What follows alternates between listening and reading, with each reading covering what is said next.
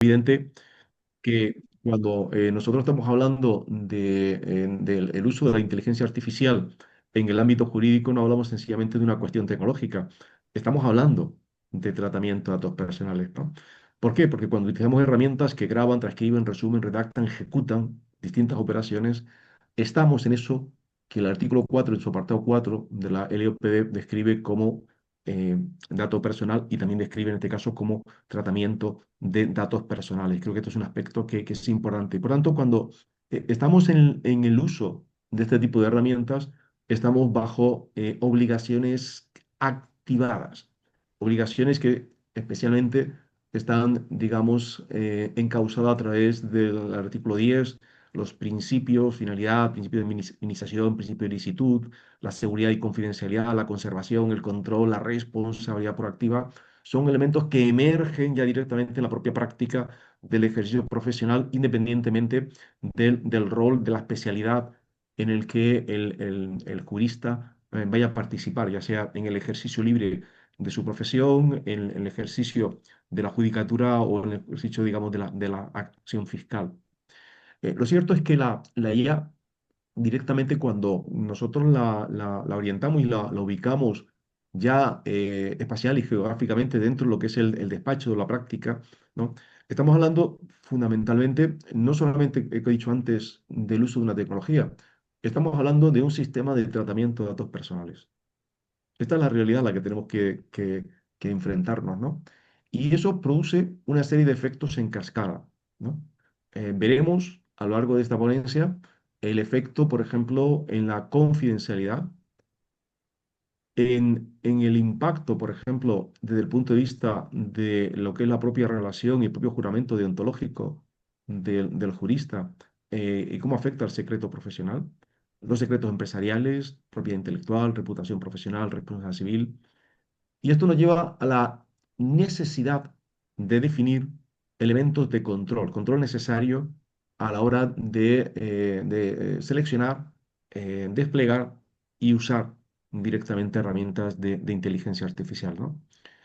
Yo voy a plantearlo de una manera muy sencilla, voy a ser muy gráfico, lo voy a comentar al principio, voy a ser muy poco académico, voy a ser como muy realista en lo que quiero plantear de un minuto, ¿no?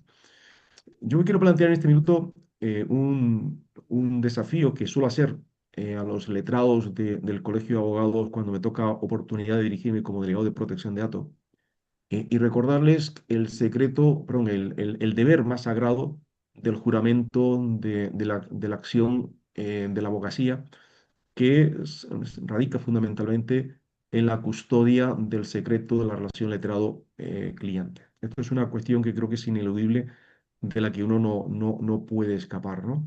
Pero cuando nosotros empezamos a utilizar en nuestro despacho herramientas de inteligencia artificial, lo que estamos haciendo, repito, lo que estamos haciendo no es tocar en la puerta y pedir ayuda a una herramienta para que nos solvente las inquietudes o la gestión ordinaria de un despacho. Lo que estamos haciendo es abriendo la relación cliente-letrado, que es sagrada, a un tercero tecnológico.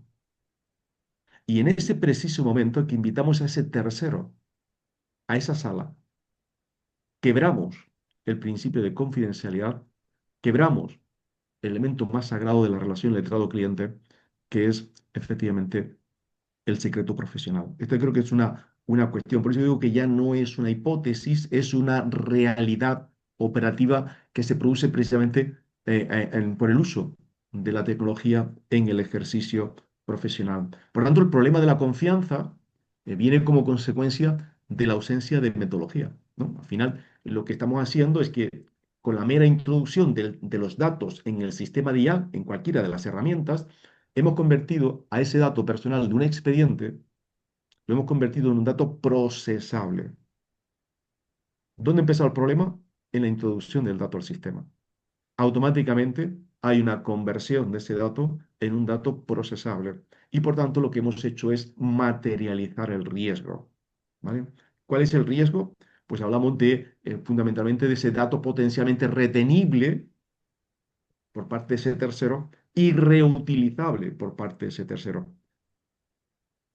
hay un rincón donde en ese momento, como abogado, abogada, como letrado, puedas esconderte después de haber quebrado la confianza, el elemento más sagrado del ejercicio profesional.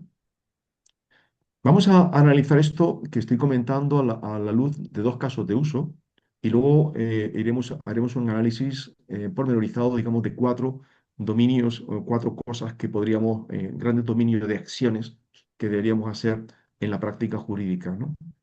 Vamos a ver cómo la reunión como esta, en la que ahora nos encontramos, ¿no? Se puede convertir en un rastro documental. Y por eso vamos a plantear este caso de uso. Vamos a ponerlo muy, muy en el aula de profesores y alumnos. Vamos a colocarlo en el aula. Vamos a colocarlo, digamos, en dos tiempos. El durante y el después. El durante es ese momento que estamos ahora de la reunión, ¿no?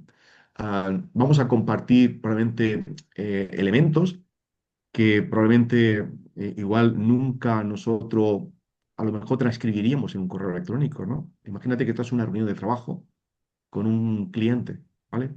Eh, Podríamos plantear, por ejemplo, hipótesis de trabajo, dudas estratégicas, nombre de terceros involucrados en el caso de uso, valoraciones preliminares, posibilidades de acuerdo, líneas rojas en la negociación, en una grabación de una videollamada, utilizando sistemas de IA para transcripción de documentos. ¿Te suena esto? Entonces, cuando alguien activa la transcripción automática, lo hace muchas veces, dice, oye, es que esto es tremendamente útil, ¿no? Es para no perder detalles importantes. Repito, para no perder detalles importantes. Claro, ese es el durante, pero ¿y el después?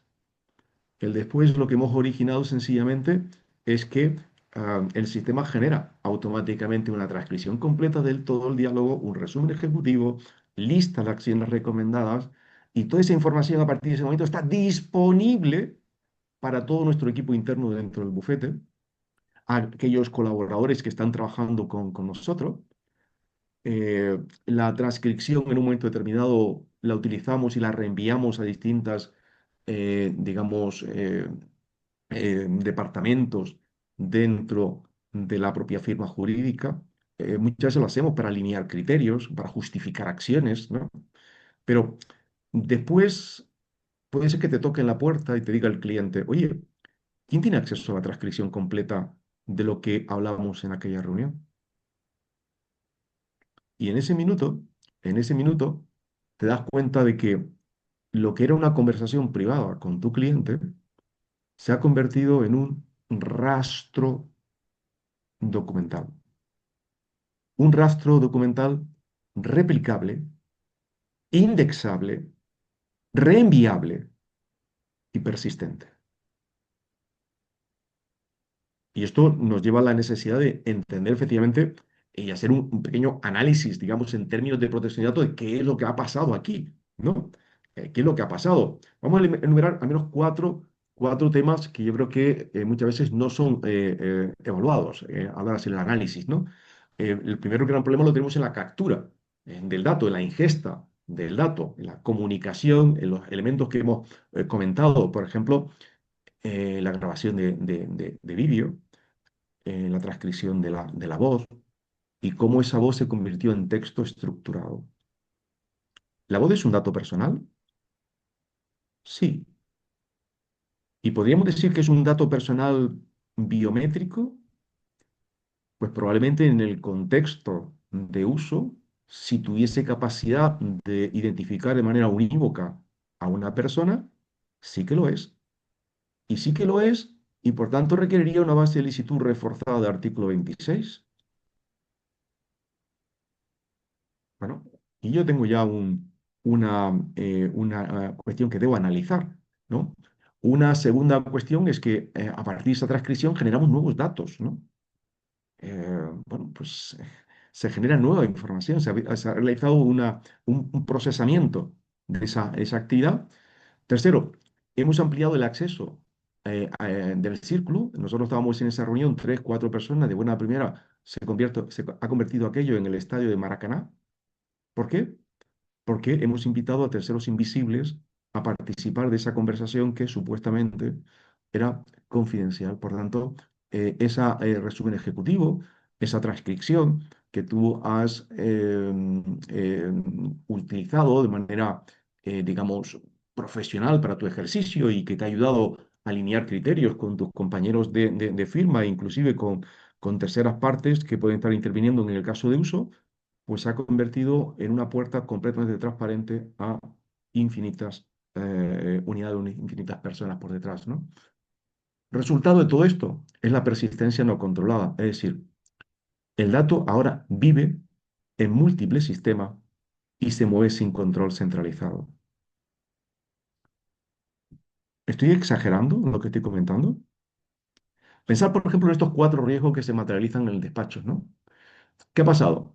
Pues hemos generado exceso de datos, la minimización falló, hemos capturado todo el contenido, lo relevante y lo irrelevante. Pero en el contexto de esa información relevante o irrelevante, vamos a poder incluir datos personales, opiniones, ¿no? ¿Eh? Que claramente, ¿sabéis? Va a desbordar el principio de limitación de finalidad. Segundo, que lo veis ahí se produce ese desbordamiento del principio de finalidad. ¿Por qué? Porque de buenas a primera aparecen nuevas finalidades colaterales que tú no tenías previsto. Oye, ¿cuál es esa otra finalidad? El entrenamiento del Machine Learning. Y se ha entrenado con la conversación. Y claro, si hay una finalidad, bueno, aquí no entra en juego solo el principio de finalidad, el principio del artículo 10D, que entra. Pues hombre, entra otros principios, como el principio de lealtad, por ejemplo, el principio de transparencia, que es importante, ¿no? Eh, Nos encontramos ante una evidencia clara de que estamos ante una comunicación a terceras no gobernada. Y ya no hablamos solo del riesgo hacia afuera, sino del riesgo también interno de la propia organización. Y luego, evidentemente, lo hemos comentado que ese cuarto factor es la resistencia o persistencia del dato en sistemas externos sin saber durante cuánto tiempo y quiénes pueden tener acceso directamente a ese tipo de información. ¿Cuál es el impacto en el ejercicio profesional de una acción tan inocente como grabar o transcribir una reunión a través de una herramienta de videoconferencia con inteligencia artificial? Bueno, pues es evidente que hay una afectación clarísima a la dimensión de la confidencialidad y secreto profesional. Hemos dicho al principio, se puso una quiebra. ¿Por qué? Porque la información se desborda del perímetro que como profesional yo tengo controlado. Yo siempre digo que recuerdo sobre todo a los jurandos, a los abogados que están, que juran cuando entran al ejercicio profesional, le recuerdo que ese juramento que han hecho del código deontológico es fácil de entender en el entorno analógico, pero en el entorno digital, que es donde nos vamos a ubicar en el ejercicio diario de nuestra profesión, perdemos de referencia efectivamente ese elemento perimetral y tendemos por naturaleza a desbordarlo porque es un riesgo no identificado y por tanto es un riesgo no gestionado.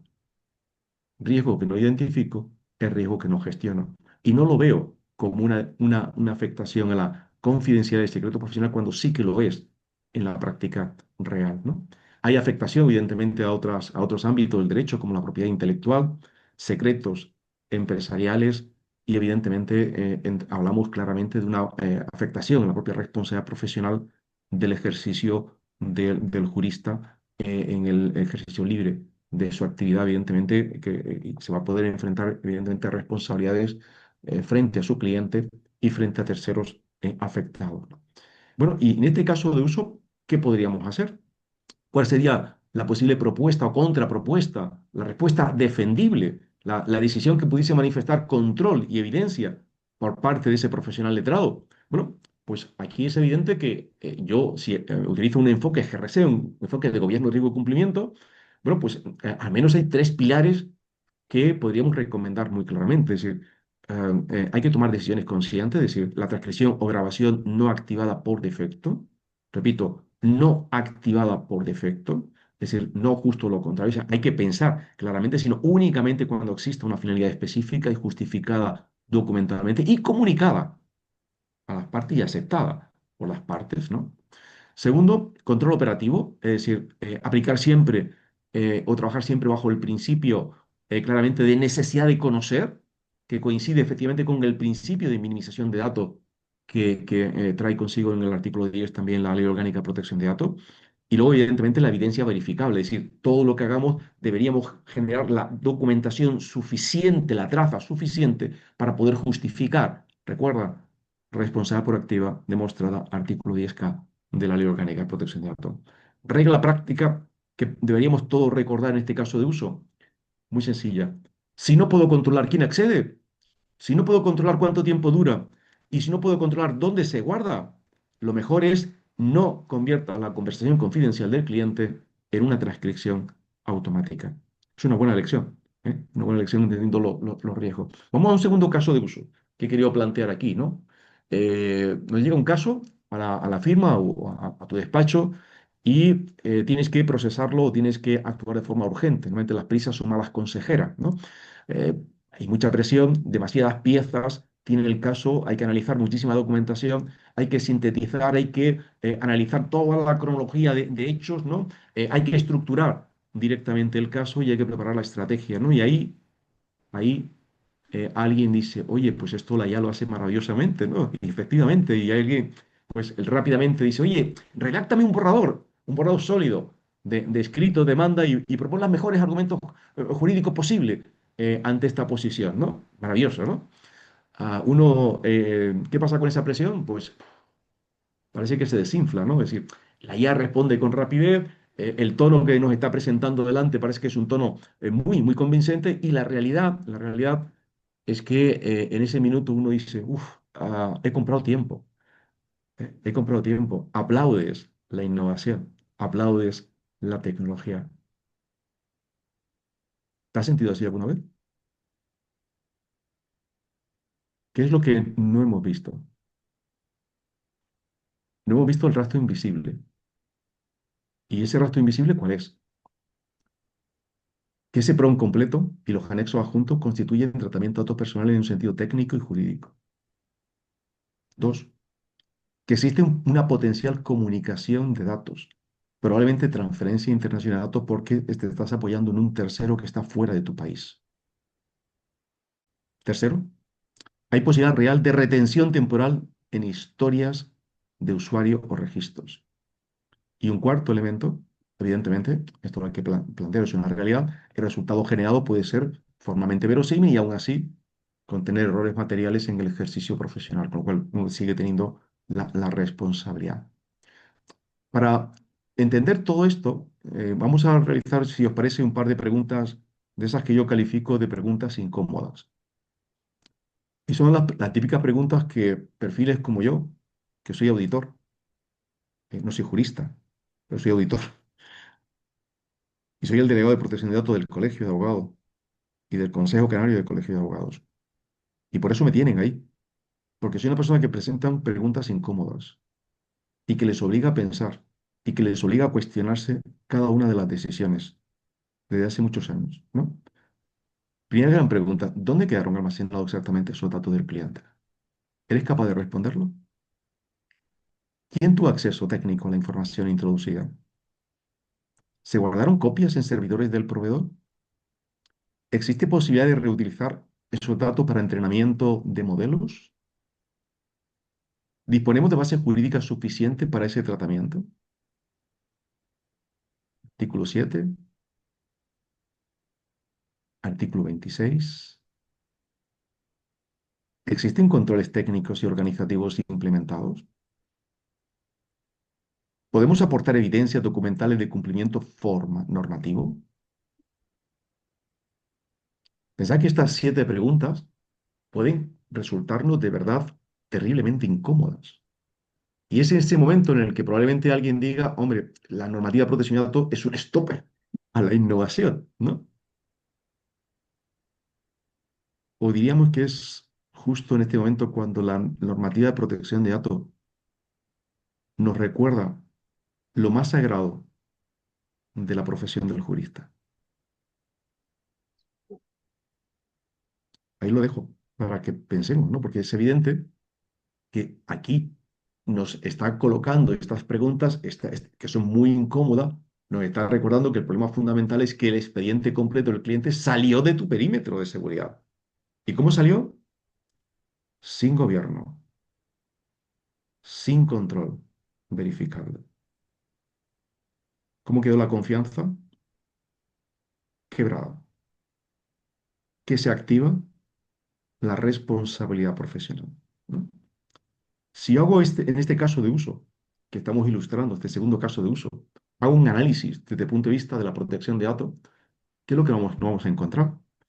Bueno, pues lo he dicho antes, ¿no? Hemos invitado a un tercero a que acceda a esa información, ¿no? Probablemente hemos compartido en datos personales de forma directa o de forma indirecta que tienen capacidad de ser identificable al cliente. El propio contexto de uso. El propio contexto que, unido a otras bases de datos y unido a medios de comunicación en un momento determinado, pues puede ser perfectamente identificable a un individuo sencillamente por una casuística. Y lo que ha pasado es sencillamente que la confianza y la buena fe se ha roto de forma inmediata, ¿no? La minimización, ¿cuál fue el error? ¿No? El error es de pegarlo todo.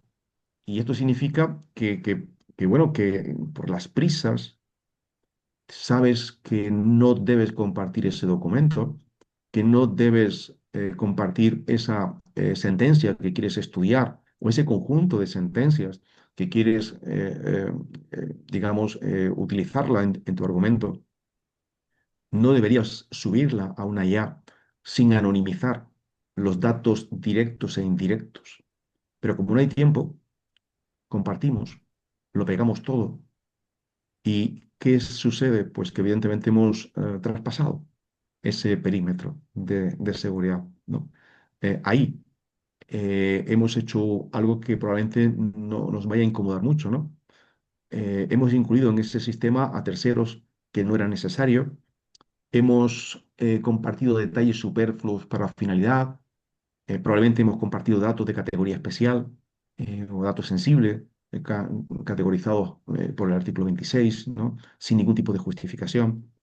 Nos vamos a encontrar efectivamente que le hemos dicho al cliente que el expediente lo íbamos a utilizar para una finalidad, pero resulta que es para otra finalidad distinta, porque claro, el ML, o sea, el Machine Learning tiene su propia finalidad, pero tú ni siquiera te has dado cuenta de que ahí hay una segunda finalidad. Entonces, finalidad que yo no he identificado, el riesgo que yo no he identificado y riesgo que yo no he tratado y no he mitigado. Porque si yo voy a tener una segunda finalidad, lo que tengo que contemplar en esa relación cliente-letrado es si la finalidad secundaria es compatible con la primaria. Y si no lo es, necesito una nueva base de licitud. ¿Tienes la base de licitud? Porque si estamos ante una nueva finalidad, necesitas una nueva base de licitud. Y por otro lado, lo que hemos comentado en la parte final es que hemos comprometido todo el buen nombre de nuestra firma jurídica porque la diligencia profesional se ha visto comprometida por recurrir, por las prisas, a una herramienta de inteligencia artificial sin control y sin gobierno. Entonces, las lecciones deontológicas que podríamos sacar aquí, sin metáforas, ahí en crudo, para todos nosotros, es que efectivamente la confidencialidad la hemos quebrado y lo que ha pasado sencillamente es que la IA convierte lo que era históricamente, tradicionalmente, el espacio de confianza profesional entre el letrado y el cliente, lo ha convertido automáticamente en dato procesable y potencialmente persistente en el sistema. ¿Qué ha pasado? Pues que hemos quebrado el secreto profesional, hemos abierto el secreto profesional a un tercero tecnológico, ¿vale? Lo hemos comentado anteriormente, lo vamos a repetir directamente acá. Entonces, bueno, esta es la lección deontológica y la defensa ética que podríamos plantear aquí es, digamos, la podríamos ver en un antes y en un después en la práctica jurídica con la llegada de la IA, ¿no?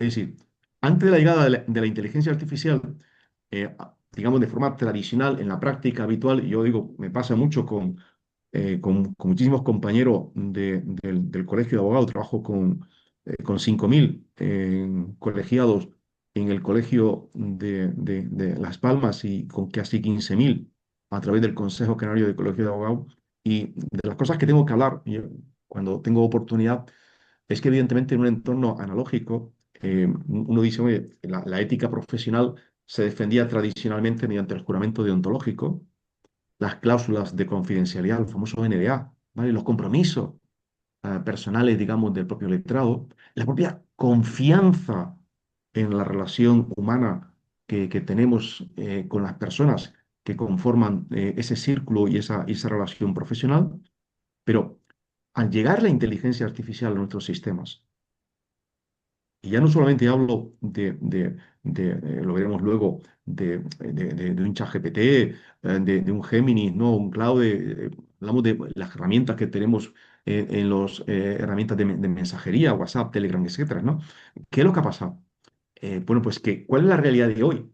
Es que hoy necesitamos gobernanza, porque en el contexto digital actual, la ética del secreto profesional se defiende ¿cómo? ¿Con un juramento? No. Con controles técnicos verificables, con cláusulas de NDA, con evidencias documentales, señores, con gestión de accesos y permisos, con trazabilidad de operaciones, con contratos de encargo de tratamiento con las medidas de seguridad que deberían implementar esos terceros. Esta es un poco la relación entre el antes y el después y cómo ese antes y ese después, con la llegada de la IA, tiene un impacto muy grande en la ética del secreto, en la práctica del ejercicio de la abogacía, del ejercicio de la acción letrada, ¿no? Por tanto, lo que comento ahí, la lección final es que la protección efectiva de ese secreto profesional se demuestra con gobernanza verificable, no con declaraciones.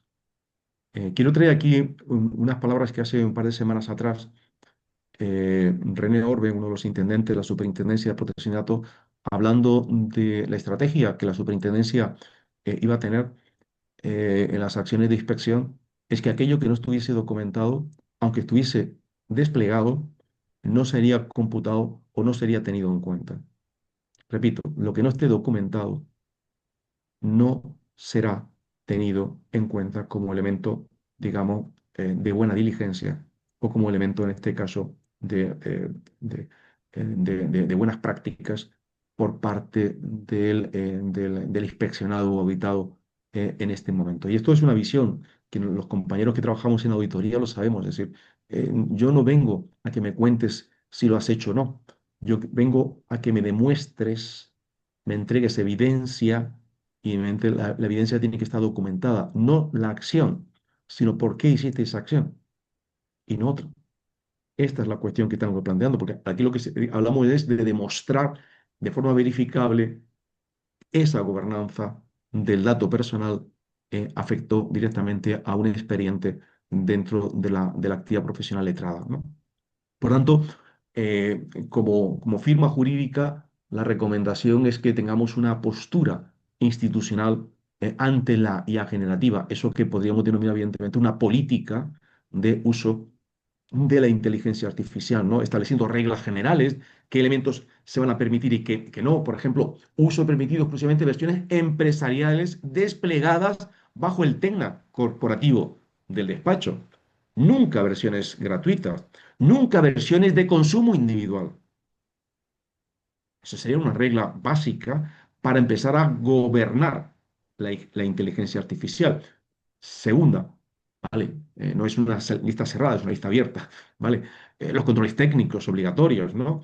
Cómo gestionamos, evidentemente, de forma centralizada las identidades, los accesos, las configuraciones, los historiales. Y ahí tenemos también un trabajo inmenso.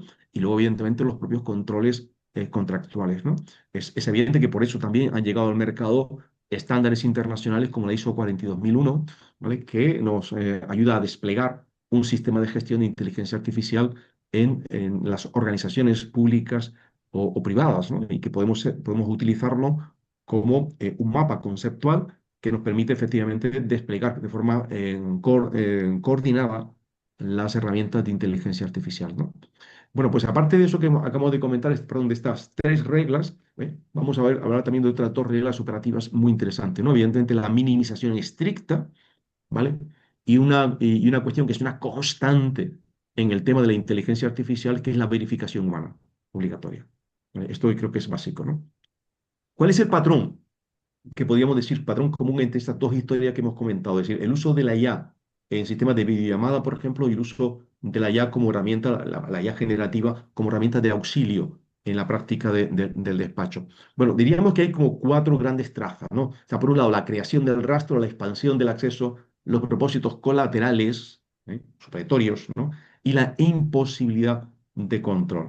¿Cómo desarrollar estos cuatro patrones comunes que creo que son muy interesantes, ¿no? Entonces, hablamos aquí del mapa común del tratamiento. Hemos dicho, oye, lo primero que tenemos en común estos dos casos es que hemos creado un rastro documental que es invisible, pero que está ahí, ¿vale? Desde el mismo momento que hemos inyectado el prompt en el sistema, ¿no? Segundo, hemos ampliado el círculo de actores, de espectadores, más que de actores, ¿no? O sea, espectadores primero y luego actores detrás, ¿no? Y además hemos aumentado, y esto afecta también, por ejemplo, al principio de minimización de datos, que tiene que ver la persistencia del dato, es decir, el que el dato permanezca más tiempo del necesario en un sistema, porque hemos perdido el control.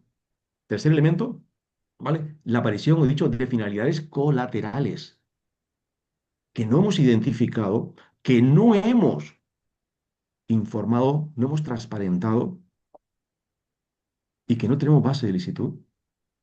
Y además un cuarto elemento es, hemos dicho, no tengo capacidad de demostrar qué es lo que he hecho, ni cómo lo he hecho, ni puedo ni justificarme ante un cliente, ni ante los órganos o instituciones que nos puedan exigir rendición de cuenta, como puede ser la Superintendencia de Protección de Datos, ¿no? Entonces, estamos abocados directamente a un escenario de riesgo. Entonces, ¿qué podemos hacer? Bueno, yo quiero hablar en este minuto, voy a realizar un pequeño giro hacia cuatro riesgos críticos en el uso de la IA, ¿no? Y cómo se pueden controlar. Por eso quiero hablar aquí de cuatro dominios o cuatro dimensiones del riesgo, ¿vale? Ver de manera práctica cómo podemos nosotros hacer un correcto despliegue, ¿no? Vamos a hablar de la confidencialidad, vamos a hablar de la exactitud, la trazabilidad y los terceros. Voy a ir muy rápido sobre esta parte. La primera dimensión del riesgo que afecta a la confidencialidad y que hemos comentado anteriormente es que evidentemente el riesgo más sensible para un jurista, ya lo hemos comentado antes, es la ruptura digamos, el elemento que da causa o leitmotiv al propio ejercicio profesional, que es la confidencialidad, ¿no? Hemos dicho, hemos compartido la información, hemos perdido el control y tenemos un problema. Se produce una quiebra irreparable de la confianza en la relación letrado-cliente. ¿Y esto cómo se produce? Entonces vamos a tomar conciencia de cómo se produce, ¿no? Se produce fundamentalmente porque hemos inyectado PRON sin control, ¿no? Directamente en herramientas no gobernadas, sin evaluación previa, sin evaluación de impacto, porque estamos ante posiciones de alto riesgo y seguro que requiere una evaluación de impacto. Eh, eh, ¿Cómo hemos roto la confianza? Porque no hemos podido incluir datos directos o indirectos que pueden ser categorizados como datos sensibles, porque sencillamente hemos pedido que nos ayude, por ejemplo, a contestar correo electrónico. Le hemos pedido que sintetice reuniones que tenemos grabadas en audio o por transcripciones literales, ¿no? Eh, Rompemos esa confidencialidad cuando en vez de utilizar herramientas corporativas utilizamos las cuentas personales. Rompemos esa confidencialidad cuando realizamos o estamos ante una retención no controlada, ¿no? O cuando permitimos un entrenamiento secundario sin entender efectivamente el riesgo para la información de nuestros clientes. Por tanto, entendiendo esto, la pregunta es cómo proteger entonces la confidencialidad. Y esto se realiza fundamentalmente a través de una acción positiva. Y por eso quiero comentar aquí claramente que la protección efectiva requiere un enfoque sistémico que combine normas internas, tecnología controlada y verificación continua. Y esto nos lleva directamente al PAC, que ahí comentamos, las herramientas autorizadas, la descripción claramente de qué información está prohibida, ¿no? Las configuraciones técnicas y la evidencia de control como elementos que deberían estar en esa, digamos, en ese pack operativo del cual podemos generar también la trazabilidad suficiente, ¿no? Luego, evidentemente, nos encontramos ante un segundo riesgo, que es la falta, digamos, de exactitud, que puede afectar, evidentemente, a la diligencia profesional y al daño del cliente. Yo creo que esto lo hemos visto en muchos casos, en muchos medios de comunicación, de las famosas alucinaciones de la propia inteligencia artificial, ¿no? Y esto nos lleva a la necesidad indiscutible de la verificación humana. Esto es un aspecto que no puede quedar sin ser evaluado, ¿no? Un tercer caso, un tercer riesgo tiene que ver con la pérdida de control, por eso necesitamos trazabilidad, ¿no? Entonces, queremos huir de la imposibilidad de explicar y reconstruir, ¿no? Y esto, ¿sabéis cuándo viene? Viene fundamentalmente cuando el abogado de turno en el bufete, aunque el bufete haya dicho y haya adquirido determinadas herramientas de inteligencia artificial corporativa, que las ha podido ubicar probablemente en un tenant propio, ¿vale? Pues, pero el abogado dice, no, el letrero por su cuenta dice, mira, es que a mí la que me gusta es esta. Y además, ¿sabes qué? Utilizo la que es de mi cuenta personal. En ese minuto hemos hecho cracks y hemos perdido la trazabilidad, ¿no? Por tanto, importantísimo, la trazabilidad tiene que estar como cimiento del cumplimiento demostrable, como con un inventario de herramientas, un control férreo del ciclo de vida del dato, con los registros del uso de las herramientas, con un control de versiones y evidentemente con un repositorio de evidencia. Recuerda, esto es 10K, responsabilidad proactiva y demostrada. Esto es principio de rendición de cuentas. La rendición de cuentas no es solo ante la superintendencia. La rendición de cuentas con las partes, con nuestros stakeholders. Y nuestros stakeholders en esta relación es evidente que son nuestros clientes, pero también todo el aparataje del sistema jurídico con el que nosotros nos vamos a tener que relacionar, ¿no? El cuarto riesgo, evidentemente, son los terceros. Los proveedores, los subencargados, las transferencias que están ahí, ¿no? Una verdad incómoda.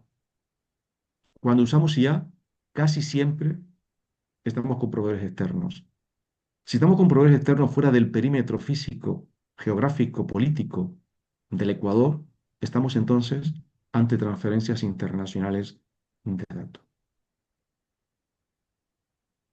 Ya recientemente la superintendencia ha sacado su reglamento en cuanto a las transferencias, ¿no? Bueno, pues ahí tenemos un aspecto que probablemente no hemos visionado, pero que está dentro del ámbito de esos riesgos que vamos a tener que manejar, ¿no? Y por tanto, nosotros lo que tenemos que realizar es todo un trabajo de debida diligencia, ¿no? ¿Con qué proveedores vamos a trabajar? ¿Qué cláusulas? ¿Tenemos transparencia sobre los posibles subencargados que están por detrás en la cadena de suministro? ¿Tenemos posibilidad de habilitar o activar auditorías de segunda parte o inspecciones para ver efectivamente cómo se están tratando esos datos? Y cuando abandonamos directamente esa herramienta, cuando no renovamos esa licencia, ¿qué mecanismo de salida tengo? Porque cuando concluye el ciclo de vida yo lo tengo que eliminar o destruir. Entonces, ¿qué mecanismo de salida hemos previsto? Son preguntas incómodas, pero son preguntas necesarias, ¿no? Entonces, ¿cuál es el riesgo crítico? Evidentemente, la propia comunicación y el propio entrenamiento que tenemos, ¿no? Como comento acá, el contenido de un caso no es un dato cualquiera, es información entregada bajo un vínculo de confianza profesional. Entonces, el expediente no es un dato cualquiera, es una información muy, muy importante. ¿Y qué es lo que está pasando en ese minuto? Ya lo hemos comentado, que estamos cogiendo todo lo que es de ese caso y estamos permitiendo que un tercero se entrene con el contenido, con la interacción, con el espacio, con el contexto. Entonces, lo comento claramente, le he puesto un rojo, ¿no? Si el proveedor retiene prompts, adjuntos o output y los utiliza para entrenar o mejorar sus modelos de IA, el despacho pierde control absoluto sobre el destino final de la información que pertenece al cliente o que está protegida por deberes profesionales estrictos. Entonces, si esta es una realidad, debería ser la regla operativa para un despacho? Pues es evidente que deberíamos tomar decisiones, por ejemplo, tener el control, digamos, la capacidad de decisión final, ¿vale? Deberíamos tener capacidad de validar. el borrado, ¿no? De comprobar efectivamente el periodo de retención, ¿no? De verificar que efectivamente no se está realizando un entrenamiento con los datos confidenciales y personales de nuestros clientes de la firma. Bueno, pues ahí tenemos también una necesidad, digamos, de una discusión bastante incómoda, ¿no? Quiero colocar brevemente también otro pequeño caso de uso. ¿Qué pasa con aquellos casos en los que no estamos en los dos casos que he comentado anteriormente, sino más en el caso típico de investigación o de estudio? Esto es muy típico, ¿no? A veces nos ponemos a investigar sencillamente en los ratos libres porque quiero escribir un paper, quiero escribir un documento, o quiero publicar en una revista jurídica o sencillamente en mi propio blog determinado elemento, ¿no? ¿Qué pasa ahí directamente, ¿no? Yo estoy realizando un trabajo, aparentemente un trabajo interno preparatorio, sin embargo, aunque los datos no sean de tu cliente, porque no estás con un caso de un cliente, muchas veces esa información que está por detrás va a implicar claramente un tratamiento intensivo de datos personales y a veces de comunicación no controlada de datos personales, ¿no? Y hago referencia a esos elementos que muchas veces no somos capaces de visualizar, de identificar como datos personales, que tienen capacidad de forma indirecta de hacer identificable a un individuo. Por ejemplo, la localidad, el cargo, la fecha, determinado tipo de relaciones, los documentos, los metadatos. Muchas veces estamos pensando, no, es que no había nombre ni apellido. Es cierto, pero hay muchísimos otros elementos eh, que pueden darnos indicios claros de quién estamos hablando y de qué personas se han visto afectadas directamente por ese conjunto de información. Con lo cual voy a comentar, aún en la fase de investigación, en la fase en la que estamos preparando algún tipo de paper para publicar o sencillamente para dar clase, deberíamos tener mucho cuidado con este tipo de campos que pueden estar ahí y evidentemente deberíamos dotarnos de determinadas herramientas que nos podrían realizar a nivel local pues un rastreo de qué elementos podrían estar ahí y con una serie de reglas y poder bloquear esos datos si tenemos que llevarla directamente a una herramienta de inteligencia artificial, ¿no? Entonces, aquí hablo muchas veces de material jurídico que puede contener datos, ¿no? Resúmenes de hechos, cronologías detalladas, matrices probatorias, transcripciones literales, listas de testigos, borradores de recurso, análisis de sentencia. No son de tu cliente, pero son datos de otras personas. Y nuevamente no encontramos en que esto va a alimentar nuevamente a esta bestia que es la inteligencia artificial. Entonces, ¿cuál es el factor clave aquí? Pues saber diferenciar, ¿no? y distinguir, ¿no? Aquí pongo dos casos de uso con dos tipos de niveles de riesgo distintos, ¿no? La investigación general, la parte más doctrinal, los marcos normativos, la jurisprudencia publicada sin datos identificables, pues podríamos colocarlo con una especie de semáforo con un riesgo bajo. Sin embargo, cuando estamos ante un caso concreto, que es el relato del expediente de documentación de un cliente, con hechos muy específicos del asunto específico, es evidente que estamos ante un riesgo alto que requiere una gobernanza estricta. Y esto lo que implica es la necesidad de establecer parámetros dentro de la organización para efectivamente identificar cuándo podemos abrir la mano y cuándo debemos restringir, cerrar completamente la mano.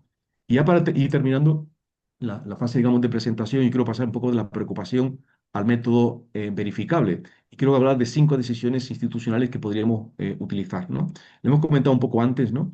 Primero, fijar límites en cuanto a finalidad y límites, que sí y que no, que sí puedo.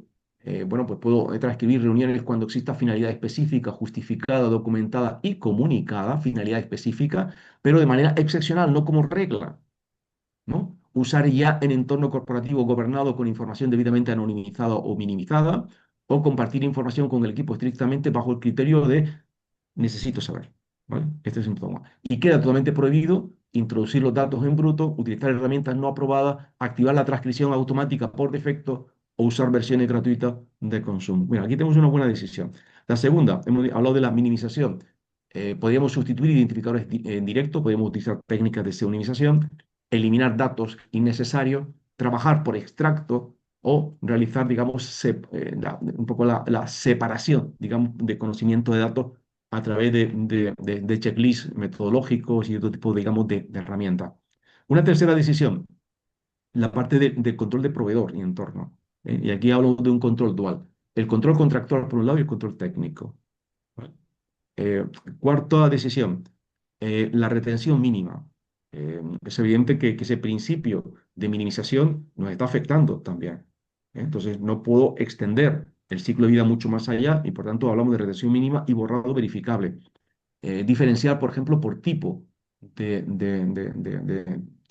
captación, ¿no? Audio, vídeo, transcripción textual, resumen ejecutivo, tareas y acciones, ¿no? Y tener siempre capacidad de demostrar, digamos, la gobernanza sobre cada uno de estos elementos, ¿no?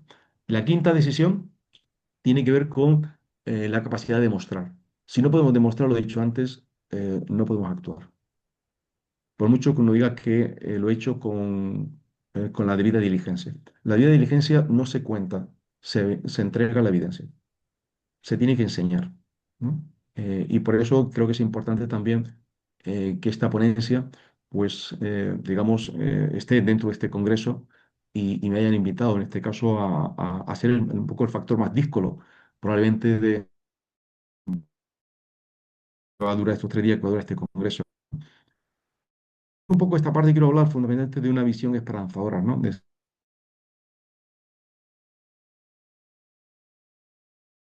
¿Queremos utilizar inteligencia artificial? Sí, sí, pero con responsabilidad y con cabeza, ¿no? Es evidente que hablamos de que las nuevas tecnologías pueden establecer un claro factor diferencial que pueda hacer que nuestras firmas pequeñas puedan ser tremendamente competitivas y luchar contra las grandes firmas. Yo creo que esto lo hemos visto, por ejemplo, en su momento con la llegada del cloud, ¿no? Que empresas pequeñas podían competir con grandes empresas porque antes necesitabas una cantidad de cómputo, de datos in-house o en premise, y necesitabas una inversión tecnológica y humana importante, pero llegó el cloud y se alquilo arriba y yo esa. Y evidentemente a partir de ahí se produce casi una igualación, ¿no? No digo con exactitud, pero se produce una democratización en la propia prestación de servicio. Por tanto, aquí hablamos de que con el uso de la inteligencia artificial, este tipo de herramienta, la confianza se tiene que convertir en un factor verificable, se tiene que convertir también en una ventaja competitiva sostenible y además tiene que estar dotada de garantías suficientes. En síntesis, podríamos decir claramente que la protección de datos, en el caso de los profesionales del derecho y en el uso de la práctica de la inteligencia artificial, convierte al letrado de turno en un custodio de la confianza. Lo era en el ámbito analógico y lo tiene que ser en el ámbito digital para poder utilizar esto, ¿no? Porque si no somos custodio de la confianza, es evidente que el secreto profesional se va a ver quebrado. El secreto profesional ha evolucionado. Entonces, partimos de un hecho básico, ese fundamento deontológico, que es el nexo común, ¿no? La implementación técnica es el elemento que va a reforzar ese fundamento deontológico. La gobernanza de esa implementación es la que nos va a permitir el control y al final el resultado de todo esto, que es lo que queremos para los compañeros que ejercen la acción letrada, es que puedan mantener el estatus de confianza a salvo en la relación cliente-letrado. Al final, la idea es poder entregar, digamos, ese compromiso a través de dando 5 grandes promesas, ¿no? El uso exclusivo para la finalidad de encargo, la minimización real y efectiva, la prohibición de herramientas, no gobernadas, ¿no? Medidas de seguridad y control y retención mínima y borrado. Serían como los grandes 5 dominios que podríamos utilizar para establecer una política de uso ético de datos con respecto directamente a la inteligencia artificial, ¿no? La idea claramente, yo creo que después de esta ponencia, en la parte final es sencillamente entender que las consecuencias, esto es el aviso de que he consumido el tiempo, que la consecuencia de no poder sostener las promesas es muy, muy, muy grave. Si no tengo capacidad de mostrar, señores, puesto ahí en rojo, no estamos innovando mediante tecnología, estamos exponiendo al cliente. Cuando tenemos capacidad de mostrar, producimos una mejora sustancial del servicio profesional sin faltar a las personas, sin faltar a nuestros clientes. Esta yo creo que es una de las cuestiones. Entonces, eh, ¿cómo sostenemos la confianza en ese contraste entre el ayer y el hoy? Hemos dicho, el ayer era este, el juramento, el compromiso ético, la confidencialidad basada en la confianza, el control físico de documento y hoy, bueno, pues hoy no solamente es el juramento personal, es la gobernanza institucional, el compromiso ético le sumamos los controles técnicos, a la confidencial le garantizamos, le implementamos la seguridad de la información verificable y el control físico le encontramos también el control digital mediante el cifrado y el control de acceso. El resultado de todo esto es evidente que efectivamente esto produce una evolución claramente en la propia prestación de servicios, reducimos el riesgo, mantenemos a salvo el ejercicio profesional y es evidente que la IA es una maravillosa herramienta utilizada con la sabiduría y la maestría de los letrados, ¿no? Por eso esta institución que ha convocado este evento, pues no es otra cosa sino la Academia de Derecho y Argumentación, y es la academia que se encarga de enseñar a los letrados a recordar y realizar a hacer una buena praxis profesional. La idea acá es esto, utilizar la IA como oportunidad, pero siempre bajo gobierno. ¿Vale? La IA es una herramienta en principio neutra, pero la manera en que nosotros la usemos dejará de ser neutra o no. El elemento diferencial de nuestra firma tiene que ser la gobernanza, tiene que ser el gobierno, ¿no? Y es evidente que estamos en un entorno evolutivo de la prestación de servicios de todos los profesionales libres que actuamos en los distintos mercados, ¿no? Y a partir de aquí hay una llamada, quiero hacer una llamada aquí a las distintas instituciones, ¿no? Necesitamos formación especializada como este tipo de eventos, donde nos abren los ojos a las bondades, pero también a los riesgos, a la necesidad de entender cómo podemos utilizar de forma correcta una herramienta en nuestra práctica y de qué, digamos, aristas o de qué bordes deberíamos subir, vamos, en dirección contraria a toda velocidad, ¿no? La idea es formación especializada en definir marcos institucionales y también establecer, digamos, certificaciones y reconocimientos, ¿no? Tengo el gusto de participar en un programa en España que se inauguró en el mes de octubre sobre GRC e IA, Gobierno, Riesgo, Cumplimiento más Inteligencia Artificial. Es la primera certificación de esta que se está realizando a nivel internacional con mucho éxito. Llevamos 3 convocatorias completas yo pensé en un principio que no iba a tener tanta atención, ¿no? Pero sí que hay una necesidad y sí que hay una altísima demanda de profesionales que quieren acercarse directamente a la inteligencia artificial con cabeza, con sentido común, con responsabilidad y sobre todo como ventaja competitiva con respecto a otros mercados. Entonces el mensaje final es que si usamos la inteligencia artificial, tenemos que recordar en todo momento que estamos ante un tratamiento de datos personales. Y eso nos obliga a todos los profesionales a entender el marco de responsabilidad que tenemos, ¿no? Como comento ahí, la protección de datos personales correctamente entendida e implementada no limita la innovación tecnológica en los despachos, la hace sostenible, la hace ética y la hace compatible con los valores fundamentales del ejercicio profesional. Por tanto, por tanto, cuando hago esto, hago de la protección de datos el eje vertebrador del ejercicio profesional, lo que estamos haciendo no es otra cosa sino reconstruir la arquitectura de confianza con nuestros clientes. Hemos dicho, la protección de datos no es un stopper, es el elemento que vertebra, que renueva, que refresca ese elemento más sagrado del ejercicio de la profesión que afecta fundamentalmente al aspecto deontológico del ejercicio profesional. Muchísimas gracias por vuestra atención y quedo dispuesto para contestar algún tipo de preguntas si lo consideráis oportuno. Muchas gracias, mi estimado profesor Marrero. Muy interesante lo que nos acaba de decir el día de hoy. Vamos a abrir espacio para las preguntas que se puedan realizar. Podemos comenzar con una pregunta que José Rojas dejó en el chat. Me permito leerle, profe, ¿sí? Y después abrimos a las personas que están conectadas. José Rojas nos dice, estimado Leocadio, le consulto lo siguiente. ¿Qué marco práctico recomendaría para implementar IA en bufetes de manera ética? ¿Existen proveedores con certificaciones ISO 27100 y acuerdos DPA que permitan su uso con garantías reales de confidencialidad? Es lo que nos pregunta José Rojas. Bueno, en principio, si hablamos de utilizar inteligencia artificial, el marco adecuado sería la ISO 42100. Pero bueno,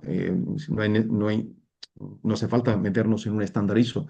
Creo que lo importante es dotarnos de un buen framework que nos pueda ayudar, un marco metodológico que nos pueda ayudar a organizar directamente nuestras actividades en los despachos. Y evidentemente, a partir de ahí, una de las cuestiones, yo creo que uno de los desafíos tiene que ver con qué proveedores nos vamos a asociar. Es evidente que no todos los proveedores están haciendo un trabajo eh, excelso en temas de confidencialidad. Eh, Hay que estar muy atento a las actualizaciones de las propias prestaciones y servicios de las licencias de las herramientas. He comentado antes que una buena práctica es que estas herramientas se puedan instalar directamente en el tenant de nuestros propios servidores y tenerlo directamente bajo nuestro control y no fuera de nuestro control. Creo que esto es una de las reglas de funcionamiento. Nosotros, por ejemplo, en el Colegio de Abogados de Las Palmas estamos trabajando ahora en un macroproyecto para automatizar muchísimas tareas que son muy repetitivas, que se hacen todos los días cientos y cientos y a veces hasta miles de ellas a la semana y que son tremendamente agotadoras, que no aportan valor, pero que roban muchísimo tiempo al personal. Y este estudio se ha hecho siempre desde el punto de vista del enfoque a riesgo. Hemos analizado cuáles son los riesgos, cuáles son los impactos desde el punto de vista de datos personales, cuál es el grado de afectación a la confidencialidad, qué otras normas de derecho podían tener un impacto ahí y luego a partir de ahí hacer un diseño incluyendo los requisitos legales, en el caso europeo, del artículo 25 de protección de datos por diseño por defecto, artículo 39 en el caso ecuatoriano, y además es un trabajo en el que, del momento que surge la primera necesidad de la Junta de Gobierno, el delegado de protección de datos, que soy en mi caso en concreto, hemos dirigido, sin tomar decisiones, pero hemos dirigido, hemos pilotado todo el proyecto. Entonces, al final, eh, tiene que haber, evidentemente, un liderazgo muy importante. Y esto no es tanto del marco de gestión. El marco de gestión establece para una gobernanza que hay un liderazgo, evidentemente que hay un compromiso por parte de la dirección. Entonces, bueno, pues es evidente que el que mejor se encaja aquí, voy a comentar, porque es además el último en llegar y además es bastante neutro y bastante, digamos, aplicable tanto a entidades grandes como pequeñas, como es la ISO 42001, que es el sistema de gestión de inteligencia artificial, ¿no? No necesitamos certificarlo, esto también es cierto, eh, pero podemos implementarlo. Entonces es un buen framework al que nosotros podemos apoyar para hacer un despliegue en la firma y a partir de ahí pues sacar nuestra propia política interna, nuestro compromiso de uso de inteligencia artificial y hacerlo extensivo también en nuestra relación con nuestros clientes, comunicarlo. Ok, listo. Tenemos dos preguntas más en el chat, pero me parece que había una mano alzada. Creo que no. A ver, vamos. Gabriel López nos pregunta, profe. Buenas tardes, Leocadia. Una consulta. ¿Es válido que se graben las reuniones que se tienen con proveedores o empleados de la misma empresa? Así porque sí, es la consulta que nos hace Gabriela López. Eh, Nuevamente, esa es una finalidad. Detrás de cualquier finalidad, en Ecuador, desde el año 2021, se requiere una base de licitud. Habría que recurrir a una base de licitud. Estamos dentro, en el caso de la relación laboral, si son empleados, estamos en una relación asimétrica, no vale el consentimiento, no me vale el 7-1. Tendría que ver efectivamente si hay o no hay. Y luego, evidentemente, una cosa, en el hipotético caso de que pudiéramos justificar que hay un interés legítimo, por ejemplo, un 7-8, deberíamos realizar esa evaluación de interés legítimo y debemos, evidentemente, establecer todas las medidas de control eh, para mitigar, evidentemente, el riesgo. Es decir, el problema no es si las herramientas se pueden utilizar o no, es que la herramienta, la tecnología nos permite hacer infinidad de cosas. El problema es que siempre planteamos, y yo siempre lo quiero comentar con toda honestidad, es que todo lo que hace la tecnología no es legal, o no es ético, o no es moral. Entonces, pues esa es la gran realidad y ese es un poco el gran desafío, especialmente que tenemos con los compañeros que vienen del mundo de las tecnologías, ¿no? Que dicen, es que hay una herramienta maravillosa que me hace todo esto, ¿no? y nos ahorramos muchísimo tiempo y además te lo lleva a cómputo económico. Y le he dicho, sí, sí, claro.